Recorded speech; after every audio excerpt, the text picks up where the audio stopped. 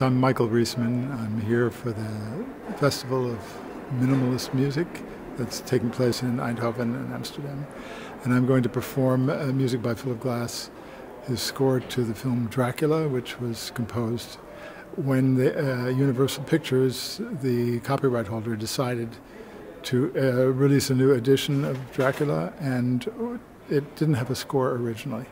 And therefore he composed a score. He composed a score for the Kronos Quartet, and I produced a recording with them of the score, which was then released as a DVD with and without his music on it. But since then, we've toured it live in configuration with the Kronos Quartet, myself and Philip Glass playing. We've toured it live with the Philip Glass Ensemble playing, and now I've finally done an arrangement, or not finally, it's been around for a couple of years, for solo piano of this score. How much time did you take to arrange it for piano? I don't remember exactly, but it was probably a couple of weeks, 3 weeks maybe, to go through the score.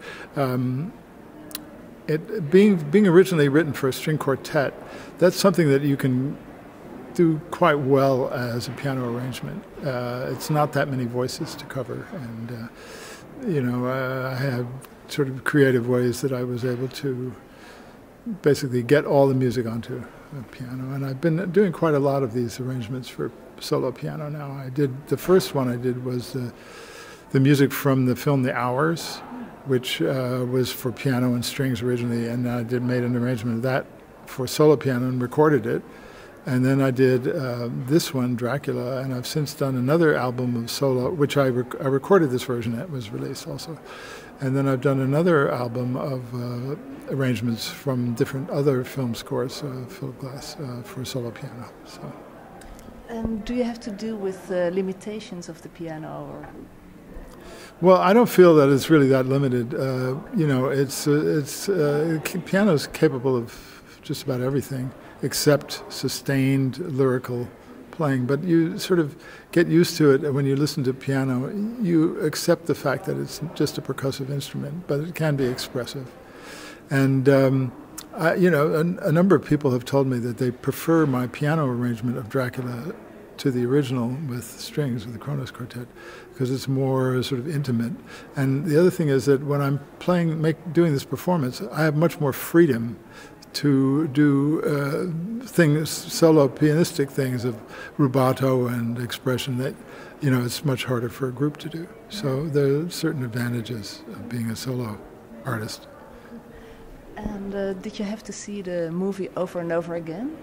Well, I have seen the movie over and over again because I've done so many performances of it in different forms with the Kronos Quartet and with the ensemble and the solo version, which I've played several times. But and then even when we were doing the original recordings, we were watching the film along with it to make sure that things were happening where they were supposed to.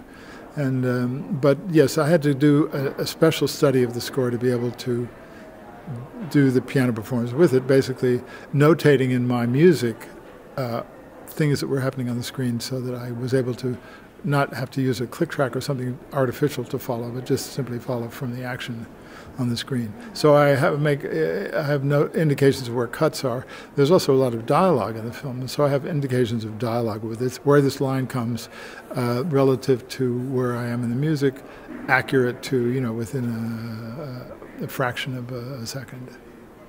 Okay. And what is exactly the relation between the image and the sound? Well, the music accompanies the image. It is occasionally synchronized to a dramatic event, but mostly it's creating the mood of the scene. But when Dracula first appears in the screen, that's a big moment, and there's like this little explosion in the music, and then silence, and then he says the words, "I am Dracula," and that's one place where the music is synced and leaves a pause for that line, and other places are where where they're killing him in the end, and where he slaps the mirror. There are these moments where there's a musical punctuation.